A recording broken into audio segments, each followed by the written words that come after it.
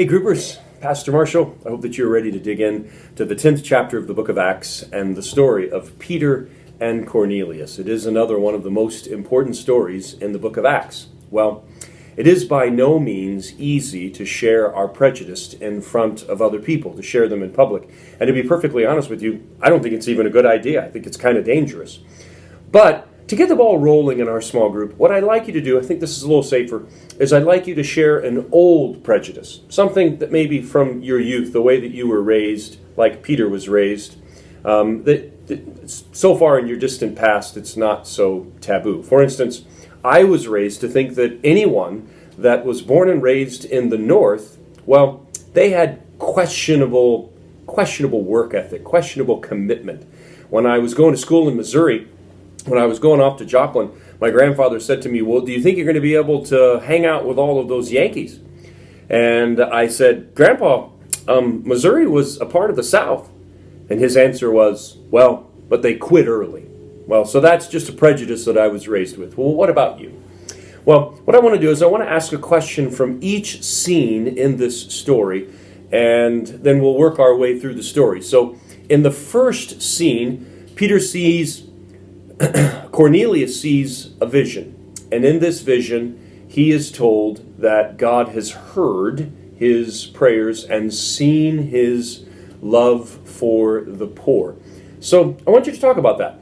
What do you think about the idea? How does it make you feel about the idea that God pays attention to everybody, no matter what their religion is? He pays attention to them, and he listens to their prayers, and he sees their behavior. And then how awesome is it? What does it tell us about how God is involved in anyone who is truly seeking him? Cornelius was truly seeking him. We ask this question all the time. Well, what about unreached people? What about lost people that never hear about Jesus? Well, it seems like from this story, the people that are sincerely seeking God, well, he reaches out to them. And I think that's wonderful. I wonder what you think about that. The second scene is Peter's vision. Peter sees all kinds of clean and unclean animals sitting on a tablecloth, and God says, kill and eat. And of course, this is completely outside of Peter's box. What is something, small group leaders, you're not going to like this question, what is something that you believe is outside of Lakeside Christian Church's box, but is not outside of the biblical box? And I want us to be nice. Let's not be fighting when we have this conversation. But just, do you think there are things that are outside of Lakeside's box, but they're not outside of the Bible's box? Well, in the third scene, Cornelius' friends, they make it to Peter's abode. He's staying at Simon the tanner's house, and they invite him to come. And this is also outside of Peter's box, traveling with Gentiles. That was taboo as well. So Peter brings 6 of his friends with him. It tells us that in the 11th chapter of Acts when this story is being retold. Do you have any stories about some time that you were with someone because you were doing something for God that you would never have been with otherwise? I love Rich Mullins. You've heard me talk about Rich before. He's a singer-songwriter, died in a Jeep accident years ago.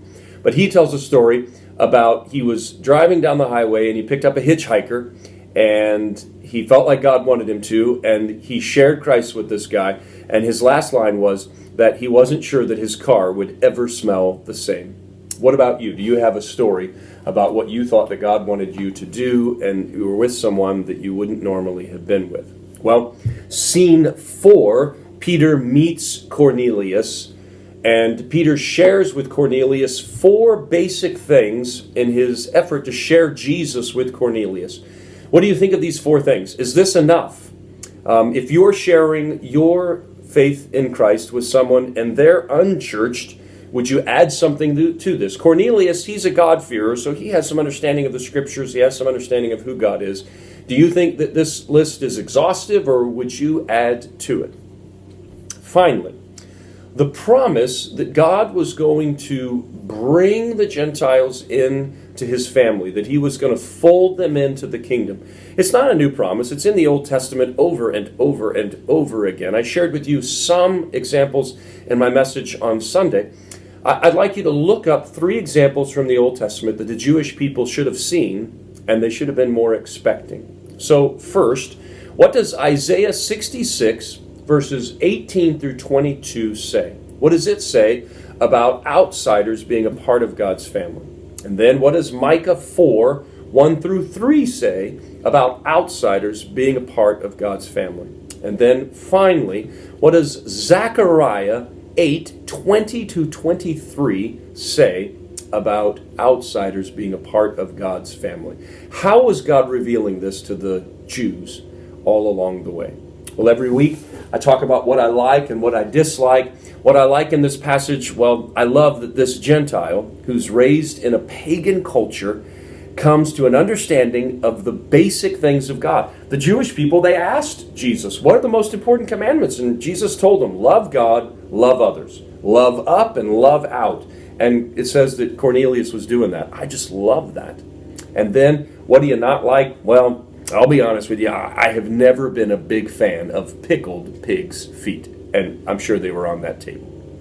Well, application, what prejudice are you working on? I gave you 4 steps of working on your prejudice. So where are you at this point in the week with your 4 steps? Step number 1 is stay close to God and His Word. If you stay close to God and His Word, He's going to work on those prejudices in your life. Number 2, pray to God about your prejudices, confess them to Him, and ask Him for forgiveness. Number 3, step into a prejudiced situation. I mean, step into situations with people whom you are prejudiced against. And then finally, I challenge you to confess your prejudice to a close confidant, someone that you trust. At the beginning of this, we shared old things. I don't think that you should share present things in a public setting, but privately, I think you can ask people to help you with that. Well, I hope that you have a great group, and I look forward to seeing you next weekend when we dig into the next passage in the book of Acts. God bless.